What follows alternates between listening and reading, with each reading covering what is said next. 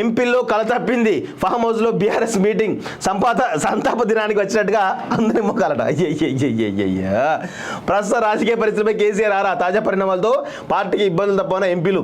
కేటీఆర్పై పరోక్షంగా ఫిర్యాదు చేసిన ఎంపీలు తొందరగా ప్రజల్లోకి రావాలని పెద్దసారికి విన్నపాలు. త్వరలోనే నేతలకు అందుబాటులోకి వస్తారన్న కేసీఆర్ అంటూ ఒకరిని చూస్తా ఉన్నాం.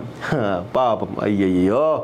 ఇక్కడ హరీష్ రావుని అయితే వెనక పడేసిరా. ఆయన అయితే ఘోరం, ఆయనకు అవమానం, మామూలు అవమానం కాదు. ఆ ఫోటో ఏదో ఉంది, చూపిస్తుంది కూడా. బీఆర్ఎస్ పార్లమెంటు సమావేశంలో జోష్ కరువైంది. సంతాప దినానికి వచ్చినట్టుగా ఎంపీలు తెల్లముఖాలు వేసుకొని కూర్చున్నారు.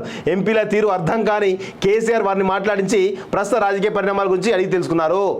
ఎర్రవెల్లిలోని మాజీ సీఎం కేసీఆర్ ఫామ్ హౌస్లో శుక్రవారం బీఆర్ఎస్ పార్లమెంటరీ సమావేశం జరిగింది. ఈ సమావేశానికి BRS working president KTR, Harish Rao, Lok Sabha Rajya Sabha సభ్యులు, బీఆర్ఎస్ కీలక నేతలు హాజరయ్యారు. త్వరలో జరగబోయే లోక్సభ ఎన్నికలు, రానున్న పార్లమెంట్ బడ్జెట్ సమావేశంలో అనుసరించిన విధానాలు, విభజన చట్టంలోని హామీలపై పార్లమెంట్లో ప్రశ్నించాలని ఎంపీలకు కేసీఆర్ దిశానిర్దేశం చేశారు. వీళ్ళు బీవీ పాటిల్ ఈయన రేపు మాపో బీజేపీలోకి పోతాడు, అందులో నో డౌట్. ఈయన రంజిత్ రెడ్డి వీళ్ళ బుక్కులు పట్టుకొని రాసుకుంటారు. వామ్మో, ఇగో ఈయన బీజేపీలో పోయేటోడే. ఈయన బీజేపీలో పోయేటోడే. బీజేపీ ట్రై చేస్తారు. వీళ్ళంతా బీజేపీ వాళ్ళని కలిసి ఈయన ఈ వెంకటేష్ నేత ఈయన కూడా బీజేపీలో పోతాడు. ఎప్పుడు రేపు మాపో ఈయన కూడా బీజేపీకో కాంగ్రెస్కో పోతాడు, అందులో నో డౌట్. వాస్తవంగా రాసి పెట్టుకోండి, వీళ్ళు ఎవరు కూడా ఉండరు. ఈ పార్లమెంట్ ఎన్నికల లోపే పోతారు అందరూ. Already B V Patil already start చేసిండు. ఆల్రెడీ బీజేపీతో మంత్రాలు స్టార్ట్ చేసిన ఆయన కూడా వస్తా అని చెప్పేసి తెలుస్తూ ఉంది బీజేపీలో.